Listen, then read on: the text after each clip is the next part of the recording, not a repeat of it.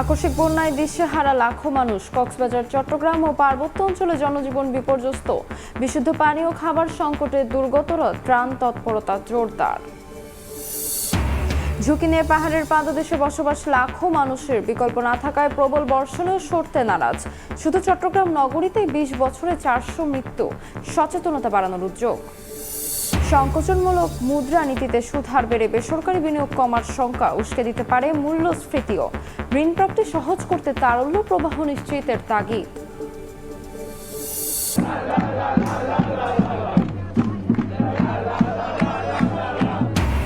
আবারও শেষ মুহূর্তে সুপার সাবমেরিনো ঝলক। বেলজিয়ামকে 2-1 গোলে হারিয়ে সেমিফাইনালে ফ্রান্সের সামনে স্পেন। থিবো কর্তোয়ার ইনজুরিতে স্বপ্নভঙ্গ রেড ডেভিলদের।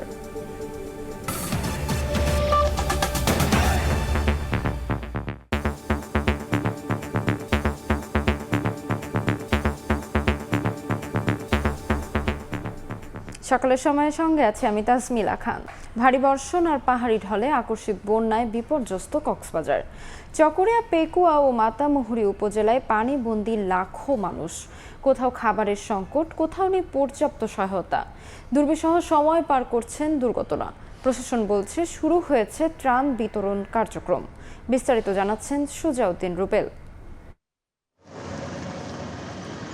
টানা ভারী বর্ষণ ও পাহাড়ি ঢলে বিপর্যস্ত কক্সবাজার। ঘরবাড়ি, ক্ষেত খামার, ব্যবসা ও শিক্ষা প্রতিষ্ঠান ডুবে চকরিয়া, পেকুয়া ও মাতামুহুরী উপজেলায় তৈরি হয়েছে ভয়াবহ পরিস্থিতি। মাতামুহুরী নদীর পানি বিপদসীমার উপর দিয়ে প্রবাহিত হয়ে 2 উপজেলার 18টি ইউনিয়ন ও 1টি পৌরসভার বিস্তীর্ণ এলাকা প্লাবিত। এতে 2 লাখের বেশি মানুষ পানিবন্দী। বন্ধ রয়েছে সব শিক্ষা প্রতিষ্ঠান। চরম দুর্ভোগে দিন কাটছে বন্যা কবলিত মানুষের। খুব অসহায়তার মধ্যেই আছি। যোগাযোগ ব্যবস্থা থেকে শুরু করে আমাদের নিত্যপণ্য যেগুলোর জন্য বের হওয়া লাগে, তাহলে গাড়ি চলাচল করতে পারতেছে না। বেশি অসম্ভব পানি অসুস্থ রুখি আনি বাড়িতে খবরে নিজে পানি উঠছে বাসার মধ্যে। এখনো পর্যন্ত খানা বানা কেউ দেয় নাই, বুঝছেন। আচ্ছা, আমরা তো অনেক দুর্ভোগে, রাস্তার মধ্যে পানি বেশি জমা হয়ে যায়, এই জন্য বাসা বাড়িতে উঠে। কক্সবাজার টেকনাফ সড়কের রামুর কাঠির মাথা এলাকায় প্রায় 3 কিলোমিটার সড়ক পানির নিচে। বন্ধ যান চলাচল। ডুবে গেছে আশপাশের গ্রামের পর গ্রাম। খাবারের সন্ধানে নৌকা ও ঠেলা গাড়িতে ছুটছেন পানিবন্দী মানুষ। এখনো অনেক এলাকায় সরকারি সহায়তার খাবার ও বিশুদ্ধ পানি পৌঁছায়নি বলে জানান বানবাসীরা। কোনো ধরনের সহযোগিতা হয় না। আমাদের এখানে বৃষ্টি হচ্ছে 4 দিন 5 দিন মতো পানি ডুবে আছে, এখনো কোনো সহযোগিতা পাই না আমরা। প্রশাসন বলছে দুর্গত মানুষের দুর্ভোগ কমাতে শুকনো খাবার সহ প্রয়োজনীয় সব ধরনের সহায়তা পৌঁছে দিতে কাজ চলছে। আমরা দেখে এক্সিএনের সাথে কথা বলেছি। আমরা জরুরি ভিত্তিতে সংস্কার করার জন্য আমরা স্থানীয়রা মিলে এখানকার বিএনপির নেতাকর্মীরা স্বেচ্ছাসেবকের মাধ্যমে ইনশাল্লাহ আমরা এগুলো কাজ করব। আমরা চেষ্টা করছি সকল যারা বিভিন্ন আশ্রয় কেন্দ্রে বা বিভিন্ন জায়গায় পানিবন্দী অবস্থায় আছে, বিভিন্ন কেন্দ্রে আশ্রয় নিয়েছে, তাদের সকলের জন্য আমরা চেষ্টা করছি ত্রাণের ব্যবস্থা করা, বিশেষত শুকনো খাবারের ব্যবস্থা করা। 42টা আশ্রয়কেন্দ্র খুলেছি, ওইখানে আমরা মানুষকে নিয়ে যাওয়ার চেষ্টা করতেছি। ওদের এখানে খাওয়া দাওয়ার ব্যবস্থা করা হয়েছে। ইউনিয়নগুলোতে ট্যাগ অফিসার আছে, তাদের সাথে কোঅর্ডিনেটর করার জন্য আমরা ইতিমধ্যে 3জন অফিসারকে নিযুক্ত করে রেখেছি সার্বক্ষণিক পরিস্থিতি নিয়ন্ত্রণে রাখার জন্য। টানা ভারী বর্ষণ ও পাহাড়ি ঢলে কক্সবাজারে পাহাড়ধস ও পানিতে ভেসে এখন পর্যন্ত 24 জনের মৃত্যু হয়েছে। সুজাউদ্দিন রুবেল, সময় সংবাদ, কক্সবাজার। বন্যা ও পাহাড় ধসের ঝুঁকি নিয়ে বিস্তারিত জানাতে রাঙামাটিতে আছেন সহকর্মী হেফাজত সবুজ এবং সিলেটে আছেন জয়ন্ত কুমার দাস। সরাসরি প্রথমেই যাচ্ছে হেফাজত সবুজের কাছে। সবুজ, রাঙামাটিতে কয়েকদিনের টানা বর্ষণের ফলে আসলে রাঙামাটির বাগাইছড়ি, বরকল, জুরাছড়ি এবং বিলাইছড়ির কিছু নির্মাঞ্চলে আসলে জলবদ্ধতা তৈরি হয়েছে। এইসব উপজেলার মানুষজন মূলত পানিবন্দী হয়ে পড়েছে, হাজার হাজার মানুষ। তাদের প্রশাসনের পক্ষ থেকে ত্রাণ তৎপরতা চালানো হচ্ছে এবং অনেকেই আশ্রয় কেন্দ্রে অবস্থান করছে। এই ভারী বর্ষণের কারণে সবচেয়ে যে বাগাইছড়ি উপজেলায় বেশি ক্ষতিগ্রস্ত। এই উপজেলায় প্রায় 2500-এর উপরে মানুষ 16টি আশ্রয় কেন্দ্রে অবস্থান করছে এবং পুরো উপজেলায় আসলে পানিতে প্লাবিত হয়ে গেছে। এখানে আরেকটি তথ্য দিয়ে রাখি, আসলে গতকাল রাঙামাটিতে খুব একটা বৃষ্টিপাত না হবার কারণে পাহাড় পাহাড় ধসের যে ঝুঁকিটা সেটা কিছুটা হলেও হ্রাস হয়েছে। তবে জেলা প্রশাসনের তথ্য মতে এই টানা বর্ষণের কারণে এখানে প্রায় 104টি স্পটে ছোট বড় পাহাড় ধসের ঘটনা ঘটেছে। এইসব অঞ্চলে আসলে প্রাণহানির মতো কোনো ঘটনা ঘটেনি, এটা প্রশাসনের পক্ষ থেকে আমাদের জানানো হয়েছে। তবে এই এলাকার বিভিন্ন ছড়া বা নদী পার হতে গিয়ে 3 জনের প্রাণহানি হয়েছে বলে গতকাল জেলা প্রশাসনের এক তথ্যে আমাদেরকে এটা জানানো হয়েছে।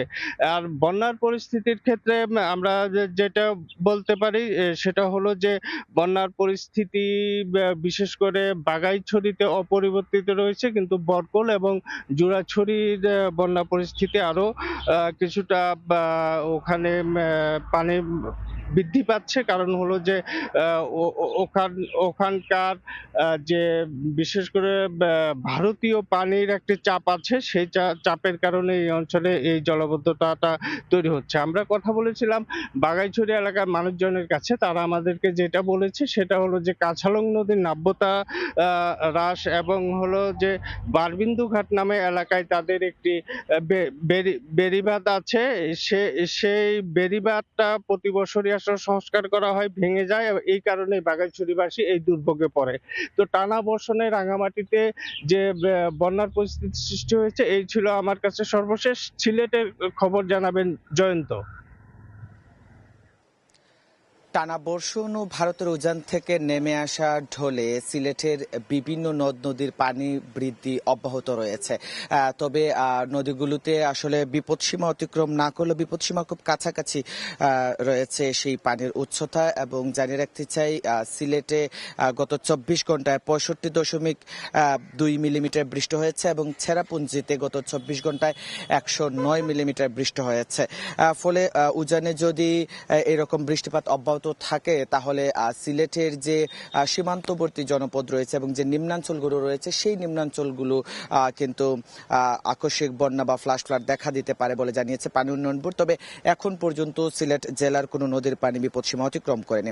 সিলেট পানি উন্নয়ন বোর্ড গতকাল সন্ধ্যা 6টা পর্যন্ত আমাদের সবশেষ যে আপডেট জানিয়েছে সেটা হচ্ছে জেলার প্রধান নদ নদীর পানি বৃদ্ধি অব্যাহত রয়েছে। কুশিয়ারা নদীর আমলশীত পয়েন্টে পানি 14.60 মিটার, যা বিপদসীমায় 15.80 মিটার থেকে নিচে থাকলেও ক্রমাগত বাড়ছে। শেওলা পয়েন্টে কুশিয়ারার পানি 12.14 মিটার, বিপদসীমা 13.5 মিটার। অন্যদিকে সুরমা নদীর সিলেট পয়েন্টে পানি 9.70 মিটার, যা বিপদসীমা 10.80 মিটার থেকে প্রায় 1.10 মিটার নিচে রয়েছে। গত 24 ঘন্টায় সিলেটে 65.2 মিলিমিটার বৃষ্টিপাত রেকর্ড করা হয়েছে। এবং সিলেটে কিন্তু থেমে থেমে বৃষ্টি হচ্ছে, আমরা দেখেছি গত 24 ঘন্টায় থেমে থেমে বৃষ্টি হয়েছে। ফলে জনভোগান্তি যেমন রয়েছে তেমনি আসলে যে বন্যার যে একটি আশঙ্কা, সেই আশঙ্কাটা আসলে করছেন অনেকে। এবং পানি উন্নয়ন বোর্ডও বলছে যদি উজানে এরকম বৃষ্টি অব্যাহত থাকে তাহলে সিলেটের যে নিম্নাঞ্চলগুলো আছে সেই নিম্নাঞ্চলগুলো আসলে প্লাবিত হতে পারে।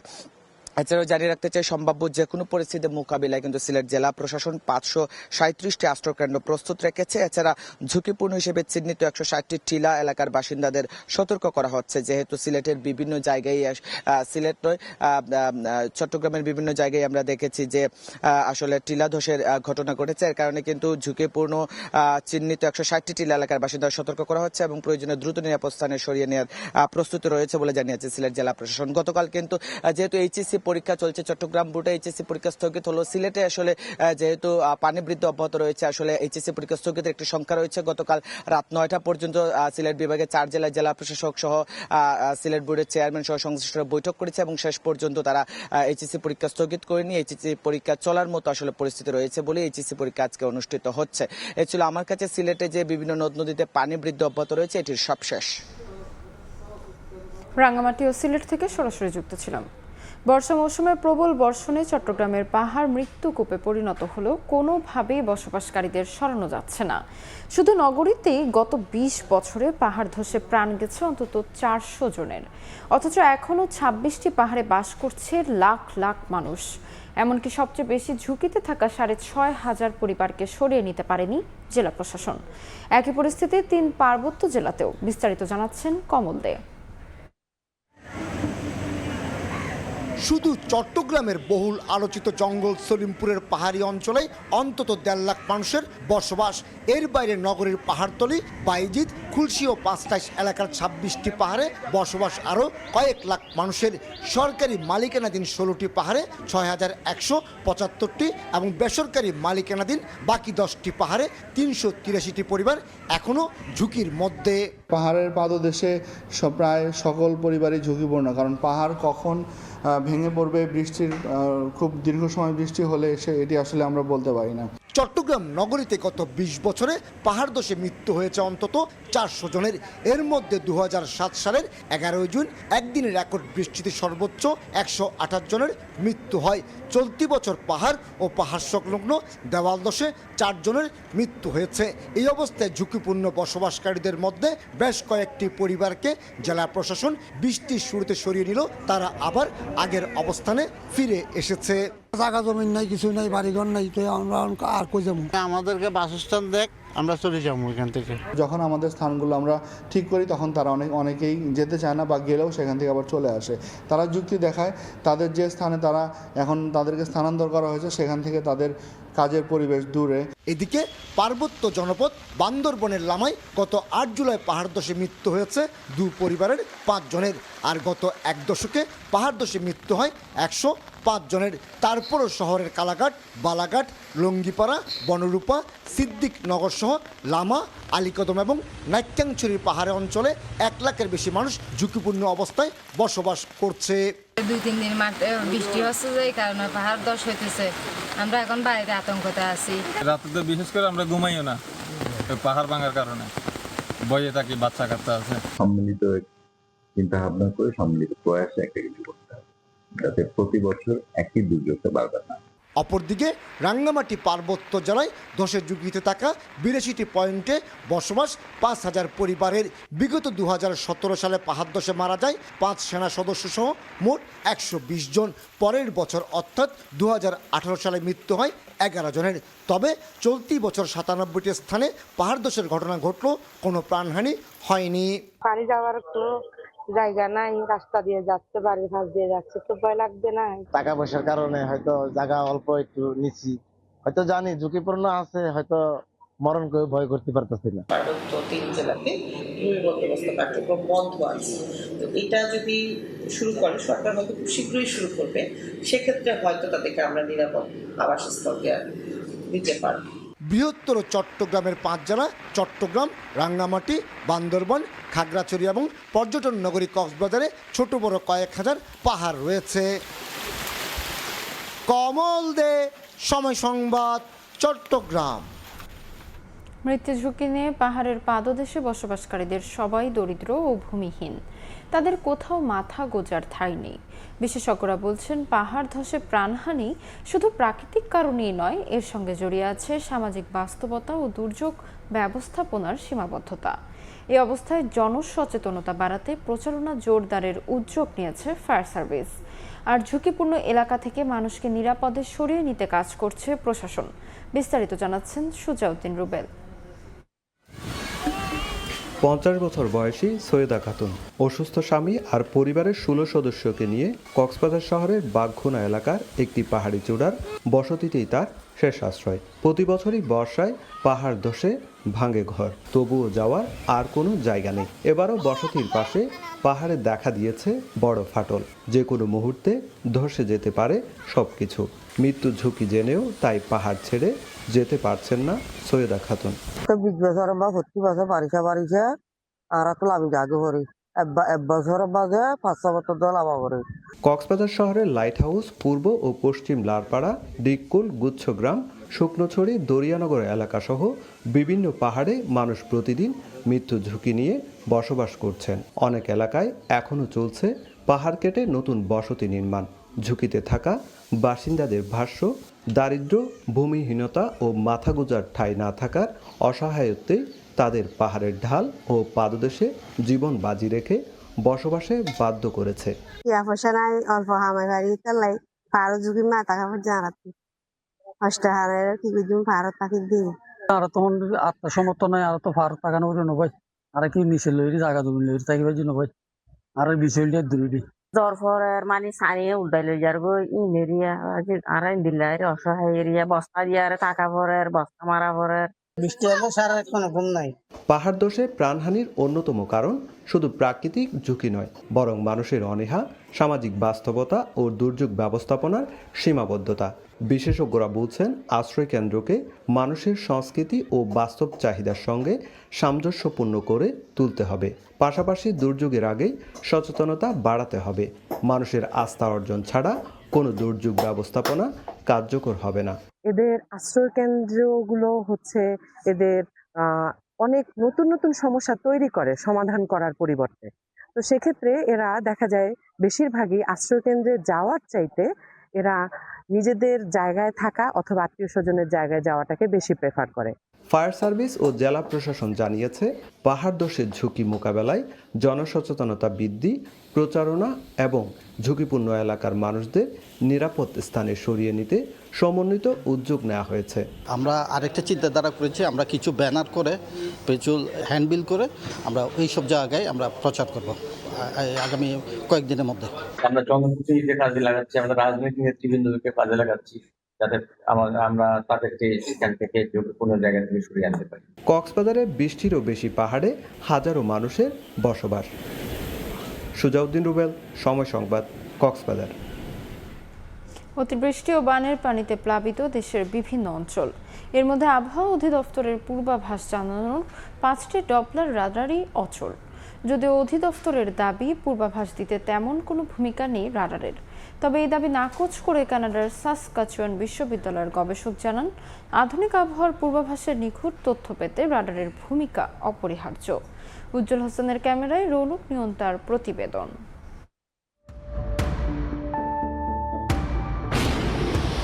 প্রকৃতির রুদ্ররূপ যখন দরজায় কড়া নাড়ে, তখন পূর্বাভাসেই একমাত্র ঢাল। কিন্তু সেই ঢাল যদি নিজেই ভেঙে পড়ে থাকে, তখন বাংলাদেশ আবহাওয়া অধিদপ্তরের 5টি ডপলার রাডারের সবকটি এখন মেয়াদোত্তীর্ণ বা অচল। অর্থাৎ আকাশপথে ধেয়ে আসা যে কোনো আকস্মিক দুর্যোগের সামনে এই মুহূর্তে দেশের 17.5 কোটি মানুষ সম্পূর্ণ অন্ধ। বাংলাদেশের যে রাডারগুলো নষ্ট, এগুলো তো ঠিক করা উচিত, নাহলে ওইখান থেকে ভুল তথ্য আসতেছে। বলতে গেলে কিছুই কাজ না।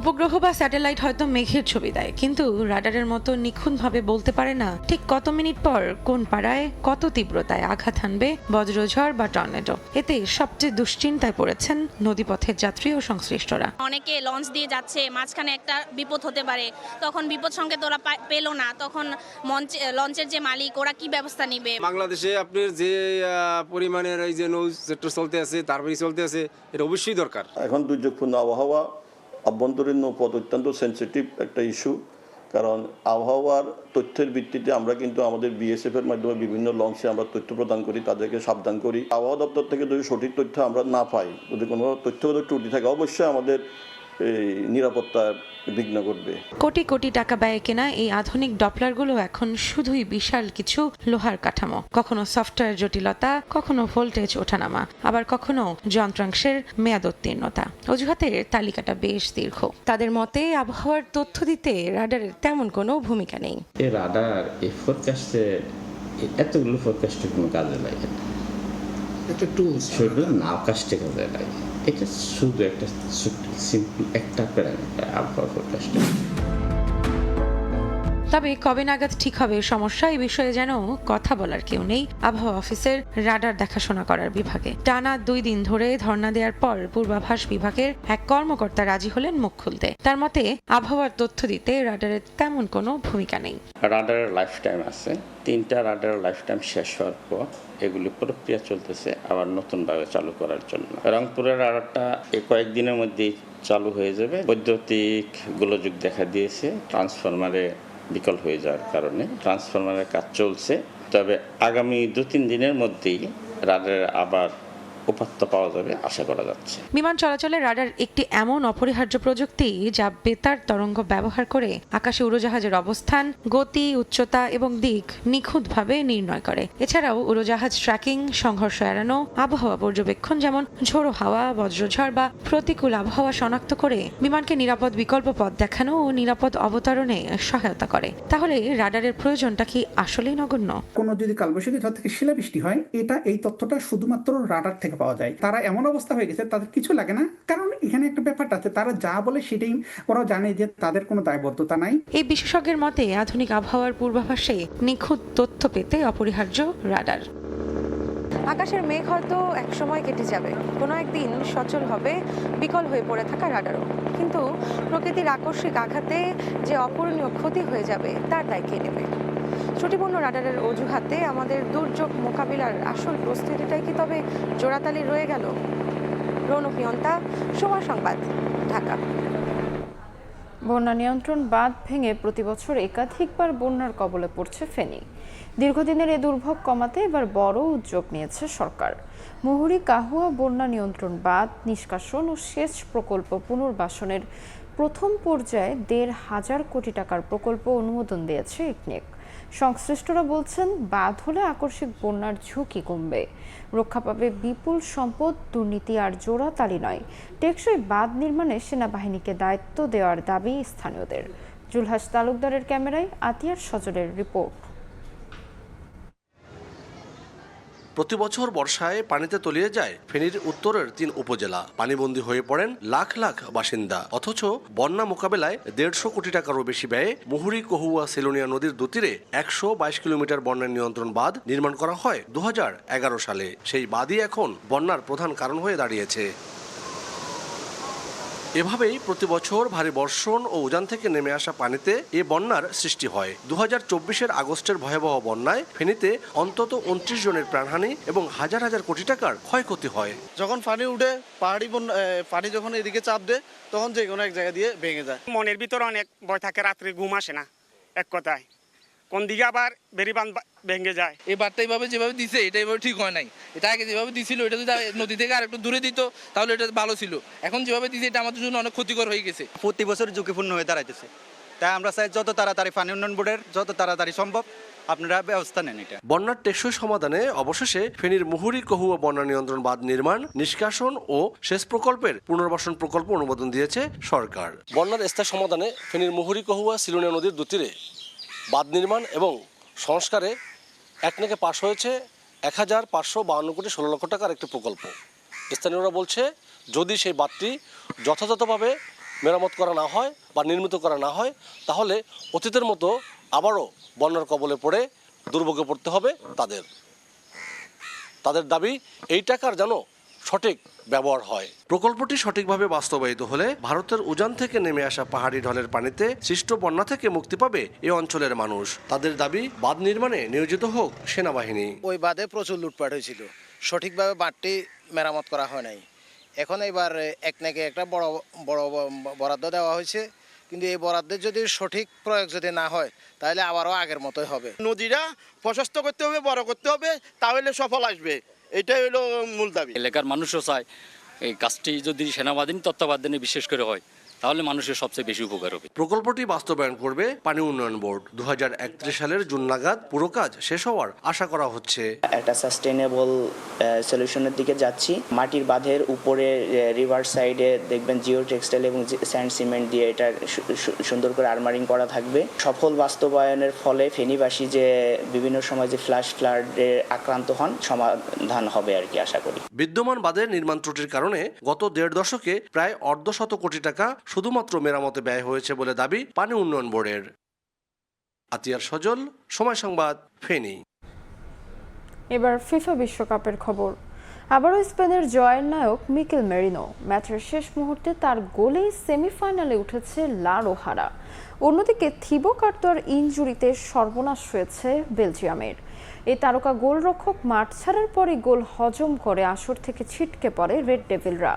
এবারের আসরের প্রথম গোল হজম করলেও শেষ পর্যন্ত 2-1 ব্যবধানে জিতে শীর্ষ 4-এর টিকিট কেটেছে স্পেন, যেখানে তাদের প্রতিপক্ষ ফ্রান্স। লস অ্যাঞ্জেলেস থেকে লস্কর আল মামুনের রিপোর্ট।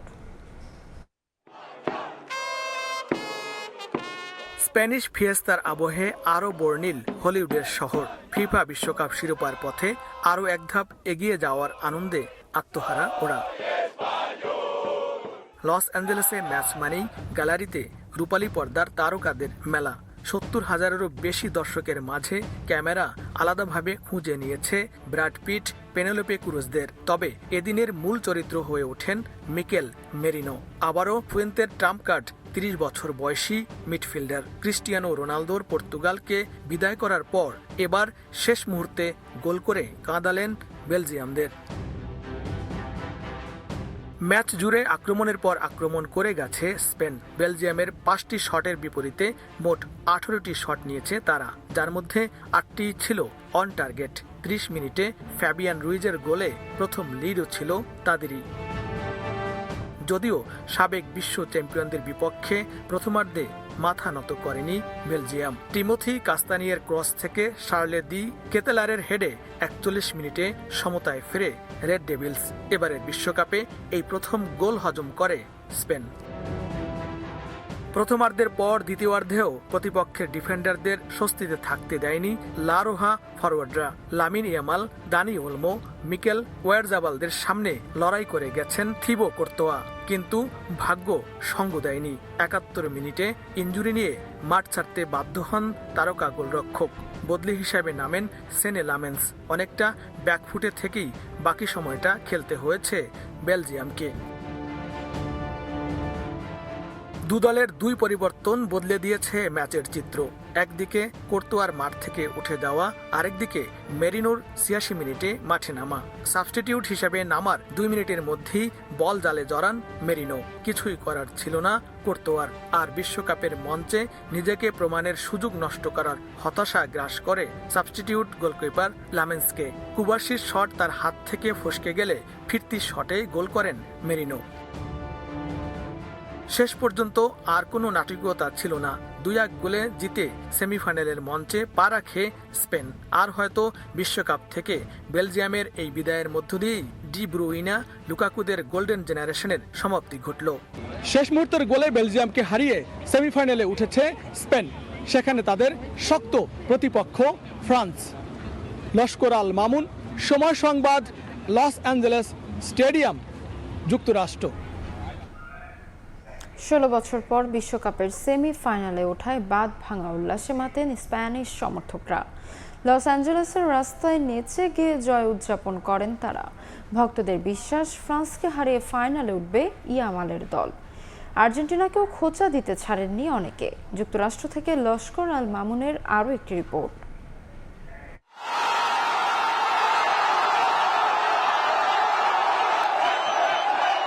লস অ্যাঞ্জেলেস থেকে মাদ্রিদ কিংবা বার্সেলোনা, ম্যাচের শেষ বাঁশি বাজার সঙ্গে সঙ্গেই সমর্থকদের গগনবিদারী আওয়াজ। 16 বছর আর 4 বিশ্বকাপের অপেক্ষা।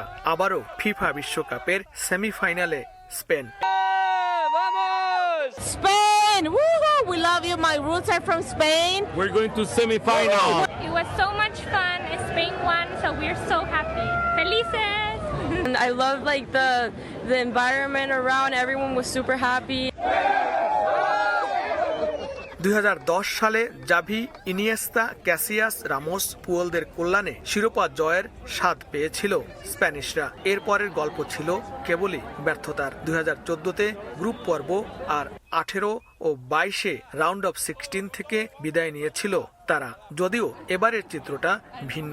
Lamine Yamal, Nico Williams, Rodri, Pedri, Mikel মেরিনোরা 2 বছর আগেই জিতেছেন ইউরো চ্যাম্পিয়নশিপ। বিশ্বকাপের মঞ্চেও এই দলটার উপর অগাধ আস্থা সমর্থকদের। Spain is going to the finals, and it's penalty for Argentina. They always do what they do. You know, Lamine Yamal always the best. So we just watched Spain. They're incredible. Lamine Yamal. I think they're very talented. Their passing's clean. They have amazing defense and goalie. প্রবাসী বাংলাদেশি কিংবা বাংলাদেশ থেকে যাওয়া ভক্ত সমর্থকরাও বেলজিয়ামের বিপক্ষে স্পেনের পারফরম্যান্সে মুগ্ধ। ইউরোপের দুটা শক্তিশালী দেশ স্পেন এবং বেলজিয়াম। সবচেয়ে বড় কথা হলো যে মাঠের পরিবেশ। একদিন আমাদের দেশ বাংলাদেশও এরকম উৎসব মুখর পরিবেশে ফুটবল খেলাগুলো হবে। খুব ভালো খেলছে স্পেন, আশা করি এবার স্পেন ওয়ার্ল্ড কাপ নেবে। এদিকে স্প্যানিশদের উচ্ছ্বাসের দিনে একরাশ হতাশা নিয়ে মাঠ ছেড়েছেন বেলজিয়ান ভক্তরা।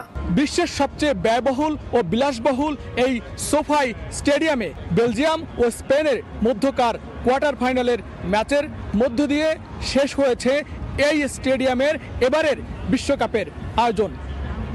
লস্কর আল মামুন, সময় সংবাদ, লস অ্যাঞ্জেলেস সোফাই স্টেডিয়াম, যুক্তরাষ্ট্র। বৃষ্টি মাথায় নিয়ে স্পেন বেলজিয়াম কোয়ার্টার ফাইনাল উপভোগ করেছে বাংলাদেশি ফুটবল প্রেমীরা। হাড্ডাহাড্ডি লড়াই শেষে যোগ্য দল হিসেবেই শেষ চারে লা রোজা। তবে সেমিফাইনালে ফ্রান্স বাধা টপকাতে ইয়ামাল ওলমোদের আরও নিখুঁত হতে হবে বলে মনে করেন স্পেন ভক্তরা। একদিকে টানা বৃষ্টি, অন্যদিকে ফুটবল উন্মাদনা। প্রাকৃতিক বাধাকে হার মানিয়ে টিএসসির প্রাঙ্গণে জড়ো হন শত শত ফুটবল প্রেমী। কারণ গুরুত্বপূর্ণ কোয়ার্টার ফাইনালে স্পেন বেলজিয়াম লড়াই মিস করার সুযোগ ছিল না কারোই। কঠিন লড়াই শেষে বেলজিয়ামকে হারিয়ে শেষ চারে টিকিট কেটেছে স্পেন। আর সেই জয়কে ঘিরে টিএসসিতে জমেছে ভক্তদের উচ্ছ্বাস। কেউ পতাকা হাতে, কেউ জার্সি গায়ে। বৃষ্টির রাতেও ফুটবল উৎসব ছিল পুরো দমে। ফ্রান্সের সাথে সেমিফাইনালে দেখা হবে, হাড্ডাহাড্ডি লড়াই হবে। ইউরোপের মতন আমরা চ্যাম্পিয়ন হয়ে ফাইনালে যাব এবং ফাইনালে যে প্রতিপক্ষই আসুক না কেন, আশা করি আর্জেন্টিনা আসুক, তাদের সাথে ভালো খেলে আমরা ইনশাল্লাহ কাপ জিতবো। আর্জেন্টিনা স্পেন যেই কাপ নেক আমাদের কোনো কষ্ট নাই। তবে সেমিফাইনালে স্পেনের সামনে অপেক্ষা করছে এখন পর্যন্ত টুর্নামেন্টের সবচেয়ে কঠিন প্রতিপক্ষ ফ্রান্স। এমবাপ্পে, দেমবেলে, অলিসেরা বড় চ্যালেঞ্জে ফেলবে লা রোজাদের। ভক্তদের মতে ইয়ামাল অলমোদের আরও নিখুঁত হওয়া প্রয়োজন। সামনে যেহেতু ফ্রান্সের সামনে মুখোমুখি হতে হবে, সেখানে একটু কনফিউশন রয়েছে, কারণ ফ্রান্স অবশ্যই ধারাবাহিকভাবে ভালো ফুটবল খেলছে, ওদের সাথে একটু হাড্ডাহাড্ডি হবে। তাদের যে টিকি টাকা পাস সেটা একটু দুর্বল, অ্যাকোরেট হচ্ছে না, অ্যাকোরেট নিতে পারতেছে না। তো এটা এই ভুলগুলো শুধরে নিলে স্পেন আশা করে কাপ নিতে পারবে। 2024 সালের ইউরোর বদলা হয়তো ফ্রান্স অবশ্যই নেবে। ইজি চান্সগুলো মিস করছে, যেগুলো ফ্রান্সের সাথে যদি করে তাহলে অবশ্যই ফ্রান্স জিতবে। স্পেন জয় উদযাপনের মাঝে উঠে এসেছে আরেকটি নাম, পর্তুগাল। অনেকের আক্ষেপ, এই জায়গায় যদি থাকতেন ক্রিস্টিয়ানো রোনালদোর দল, তাহলে আবহাওয়া থাকতো আরো জমজমাট। এটাও নাই, পরের বিশ্বকাপে নিশ্চয়ই জিতবে। পর্তুগাল থাকলে আসলে দর্শক সমর্থক আরও বেশি পাওয়া যেত। পর্তুগাল আর স্পেনে খেলা যদি হইতো তাহলে দেখা যেত যে আজকে টিএসসিতে এখানে বৃষ্টি হোক, ঝড় হোক, হ্যাঁ, এখানে লাখখানেক মানুষের আসলে একটা মহল পাওয়া যেত আর কি। বুধবার ডালাসে আসরের প্রথম সেমিফাইনালে ফ্রান্সের চ্যালেঞ্জ নেবে স্পেন। তামিম হোসেন, সময় সংবাদ, ঢাকা। ফিফা বিশ্বকাপের আরও খবর থাকছে সংবাদের শেষ অংশে। সকালের সময় আরও থাকছে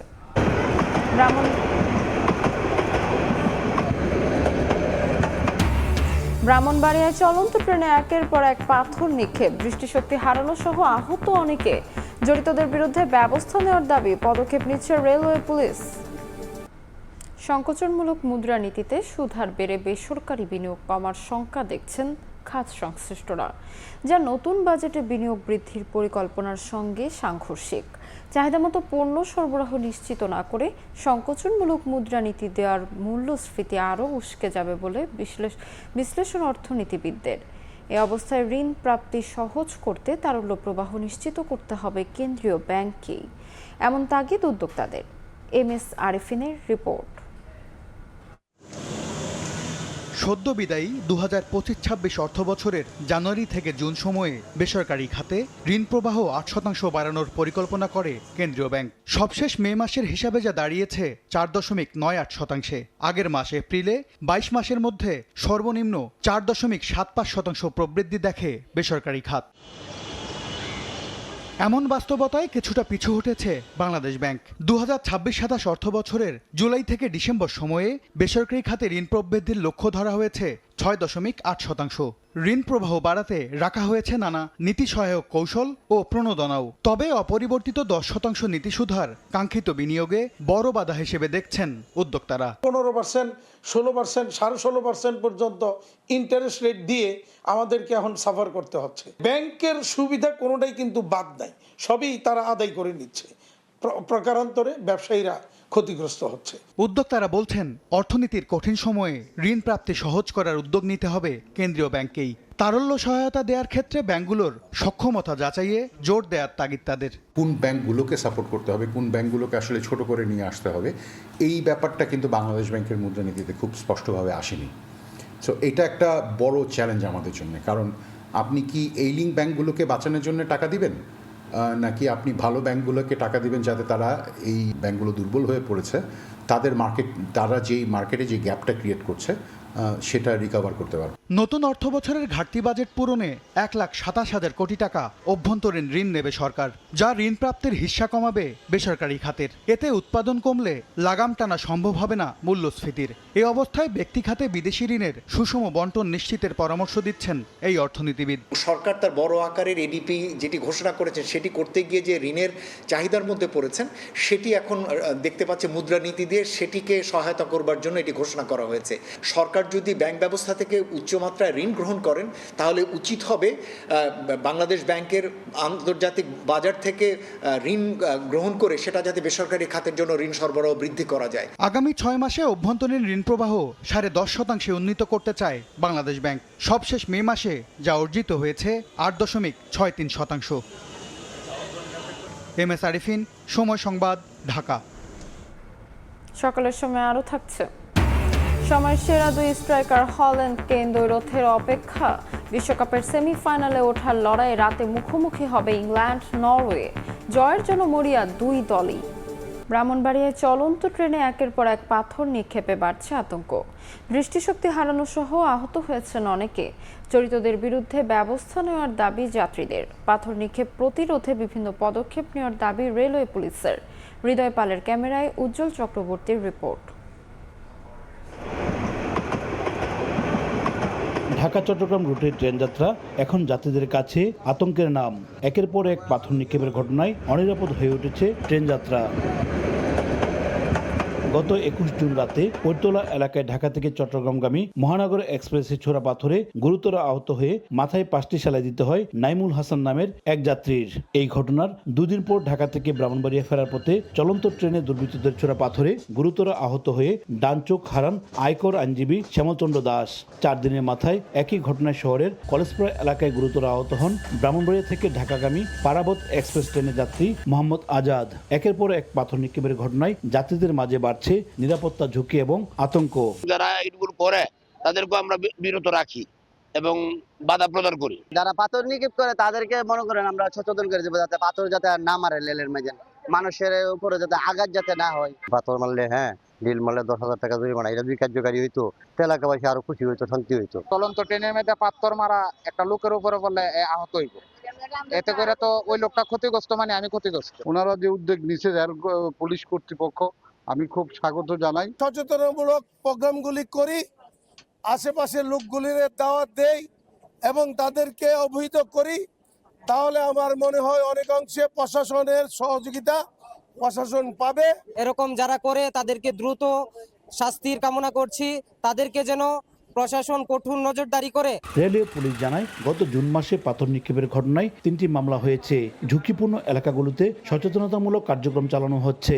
সতর্কতামূলক আমাদের অভিযান পরিচালনা এবং লিফলেট বিতরণ করতেছে। পাথর নিক্ষেপ করার ফলে যদি তার মারা যায় তার মৃত্যুদণ্ড হতে পারে, যাবজ্জীবন কারাদণ্ড হতে পারে। গত 2 বছরে আখাউড়া রেলওয়ে থানার অধীনে পাথর নিক্ষেপের ঘটনায় 5টি মামলা হলেও ধরাছোঁয়ার বাইরে থেকে যাচ্ছে মূল অভিযুক্তরা।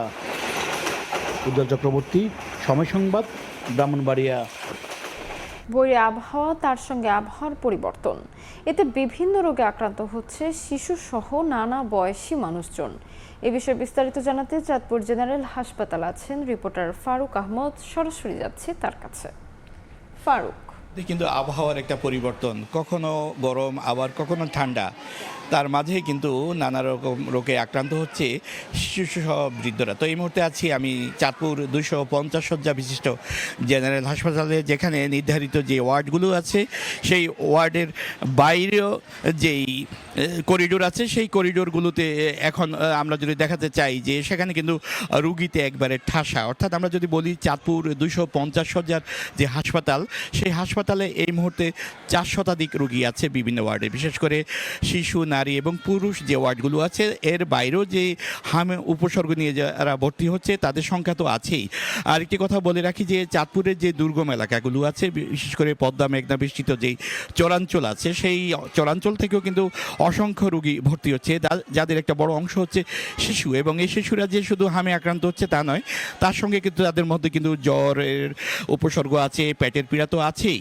আর বয়স্ক যারা তাদের মধ্যেও কিন্তু শ্বাসকষ্ট সহ অন্যান্য রোগে আক্রান্ত হচ্ছে। যেমনটি আমরা দেখি যে ঋতু পরিবর্তন হলে শীতের শুরুতে এরকম একটা পরিস্থিতি হয়, তার মতোই কিন্তু বলা যেতে পারে যে এখন চাঁদপুরের এই স্বাস্থ্য পরিস্থিতি বিরাজ করছে। আমরা হাসপাতাল কর্তৃপক্ষের সঙ্গে কথা বলেছি, তারা বলেছেন যে এই দেশের যেই 30টি উপজেলাকে হামের উপদ্রুত এলাকা হিসেবে ঘোষণা করা হয়েছিল, সেই তার মধ্যে কিন্তু চাঁদপুরের 2টি উপজেলা আছে, সদর এবং হাইমচর। সেই 2 উপজেলা যেই হামের শিশুরা আক্রান্ত হচ্ছে তাদের যে সংখ্যা, অর্থাৎ গত 31শে মার্চ থেকে আজ সকাল পর্যন্ত 1053 জন শিশু যারা হামে আক্রান্ত হয়েছে। আর চাঁদপুরে হামের আক্রান্ত শিশুদের জন্য বিশেষায়িত একটি ওয়ার্ড চালু করা হয়েছিল, 25 জন রোগী যেন চিকিৎসা নিতে পারে। সেখানে এই মুহূর্তে 40 জন শিশু তারা হামে আক্রান্ত, তারা কিন্তু চিকিৎসা নিচ্ছে। সবচেয়ে স্বস্তির কথা হলো যে চাঁদপুরে এখন পর্যন্ত শিশুর অনাকাঙ্ক্ষিত কোনো মৃত্যুর ঘটনা ঘটেনি যারা হামে আক্রান্ত হয়েছে।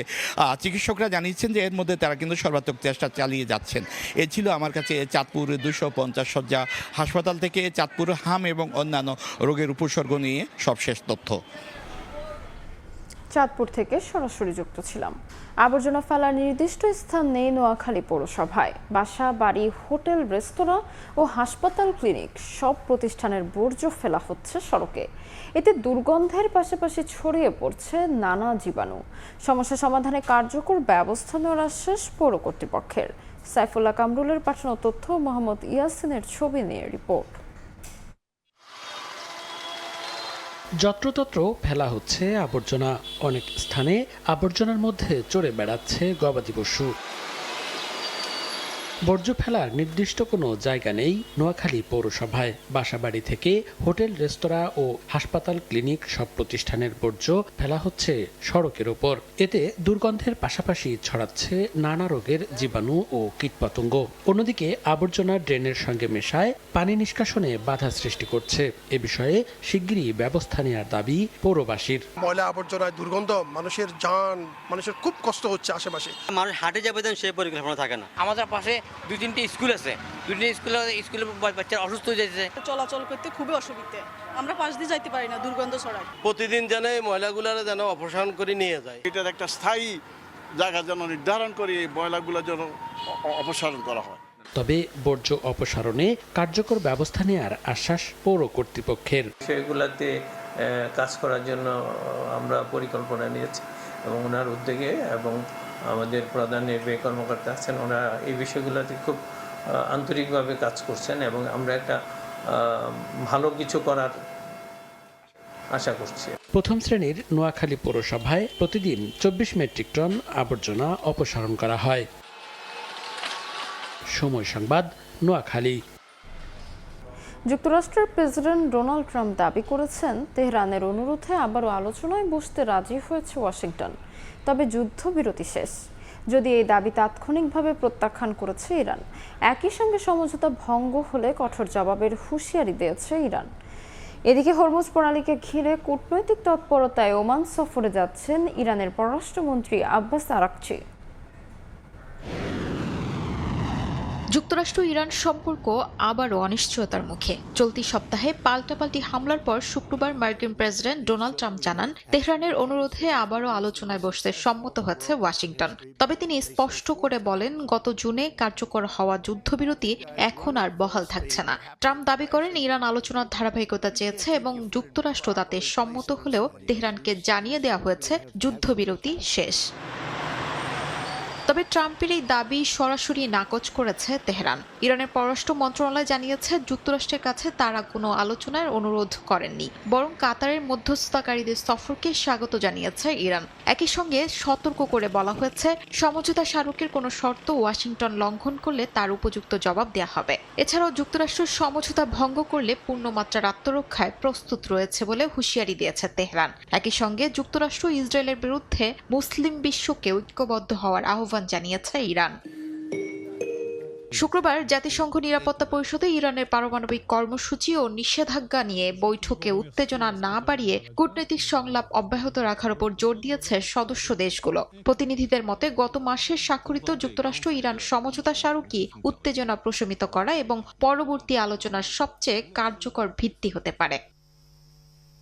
এদিকে হরমুজ প্রণালী পরিস্থিতি সহ আঞ্চলিক নিরাপত্তা ইস্যুতে আলোচনা করতে ওমান সফরে যাচ্ছেন ইরানের পররাষ্ট্রমন্ত্রী আব্বাস আরাকচি। স্থানীয় সংবাদ মাধ্যম জানিয়েছে, সফরে ওমানের কর্মকর্তাদের সঙ্গে সাম্প্রতিক আঞ্চলিক পরিস্থিতি, বিশেষ করে হরমুজ প্রণালীর নিরাপত্তা ও নৌ চলাচল নিয়ে আলোচনা করবেন আরাকচি। বিশ্লেষকদের মতে হরমুজ প্রণালী এখনও ইরানের সবচেয়ে বড় কৌশলগত চাপের হাতিয়ার। অন্যদিকে যুক্তরাষ্ট্র চায় কোনো শর্ত ছাড়াই আন্তর্জাতিক জাহাজ চলাচল স্বাভাবিক থাকুক। শিউলি রোজা, সময় সংবাদ।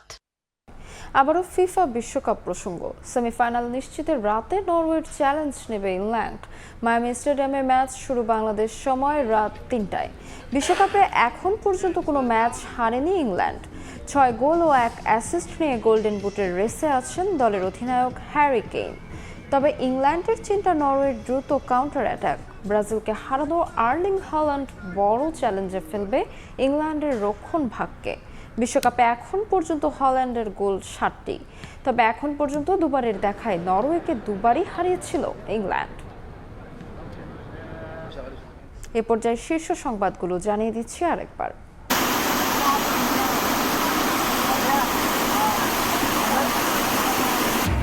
আকস্মিক বন্যায় দিশেহারা লাখো মানুষ। কক্সবাজার, চট্টগ্রাম ও পার্বত্য অঞ্চলের জনজীবন বিপর্যস্ত।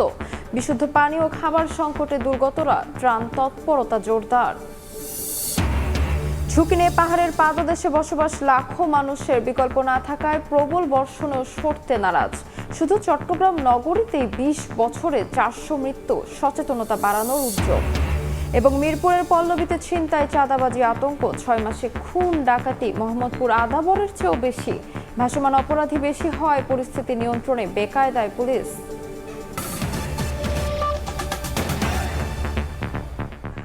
এই ছিল সকালের সময়। দর্শক, বিশ্বকাপ ফুটবলের মহাযজ্ঞ সরাসরি সম্প্রচার করছে সময় টেলিভিশন। দেখতে চোখ রাখুন সময়ের পর্দায়। এরপর আন্তর্জাতিক সময় নিয়ে থাকবেন সহকর্মী মাহাদি ইসলাম ধ্রুব। তাজমিল, আপনাকে ধন্যবাদ। আন্তর্জাতিক সময় নিয়ে আসছে কিছুক্ষণ পর, সঙ্গেই থাকুন সময়।